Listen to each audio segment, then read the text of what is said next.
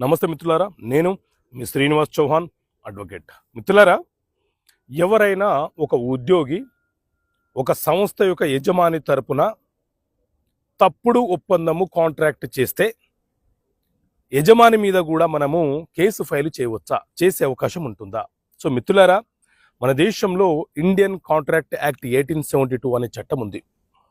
ఈ చట్టంలోని సెక్షన్ 238 ఏం చెప్తుంది అని అంటే, ఏదైనా ఒక సంస్థ తరపున యజమాని తరపున ఎవరైనా ఒక ఉద్యోగి ఫ్రాడ్ మిస్రిప్రజెంటేషన్తో ఎవరితోనైనా ఒక ఒప్పందము ఒక అగ్రిమెంట్ చేసుకొని ఆ వ్యక్తికి కనుక మోసం చేస్తే, మోసపోయినటువంటి వ్యక్తి ఎవరైతే ఉన్నారో ఆ వ్యక్తి ఆ సంస్థ యొక్క యజమాని మీద, అలాగే వ్యక్తిగతంగా ఎవరైతే ఉద్యోగి అగ్రిమెంట్ చేసుకున్నాడో అతని మీద చర్యలు తీసుకుంటూ, అలాగే డ్యామేజెస్ కోరుతూ